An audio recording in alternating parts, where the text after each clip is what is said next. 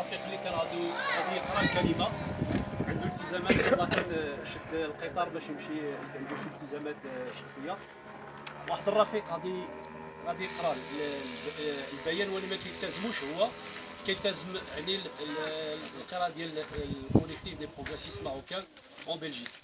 دونك اون برانسيب انا غنديرها واحد شي تدخل بسيط، واني بغيت نديرو باللغه الفرنسيه، يعني ما عنديش مشكل بالدارجه، باش الناس اللي على برا مثلا كيهضر على خصوص المنظمات الكماليه واللي كيدافعوا على المعتقلين السياسيين، بغيت ندير واحد الخطاب بسيط. Tout d'abord, ici, le collectif des progressistes marocains apporte son entière solidarité avec les prisonniers politiques au Maroc, plus particulièrement les militants de la voie démocratique basiste et de tous les militants progressistes au Maroc. Par la même occasion, nous saluons le combat du camarade détenu en France libanais, Georges Ibrahim Abdallah, qui est otage de l'État français depuis 1984. Il faut le savoir que l'impérialisme français a été, ces dernières années, vraiment criminel, puisqu'il a bombardé la Libye au nom des droits de l'homme.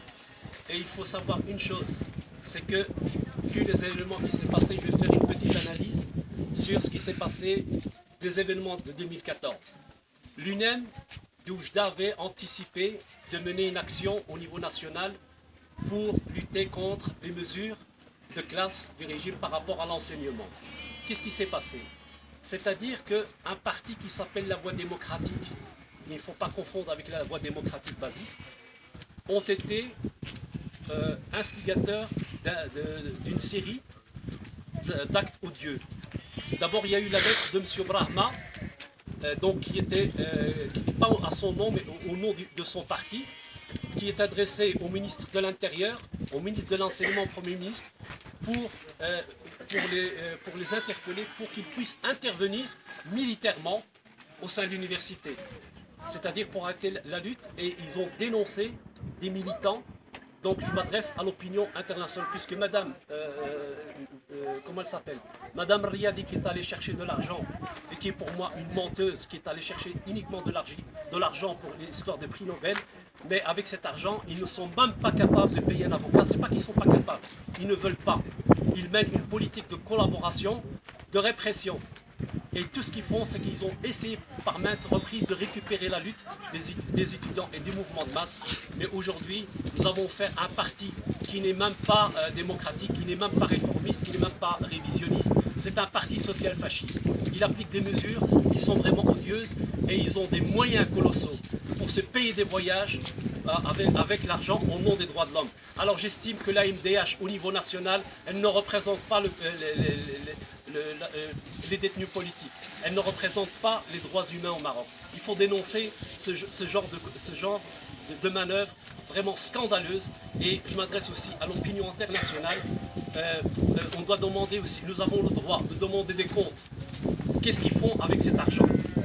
À part de se payer des voyages, pourquoi ils laissent les prisonniers mourir?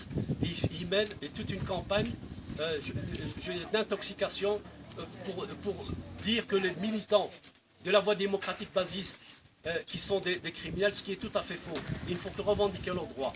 De l'autre côté, en tant que militant, personne n'a le droit d'intervenir à la place de la Voie démocratique basiste.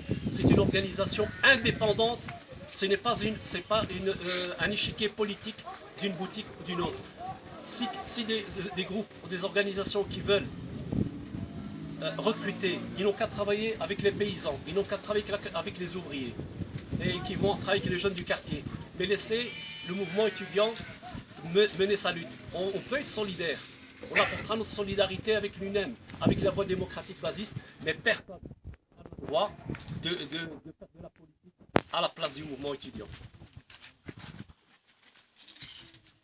Et avant que le camarade dise, je voudrais une minute de silence à tous les martyrs, et plus particulièrement notre camarade Mustafa Bziani. Une minute de silence.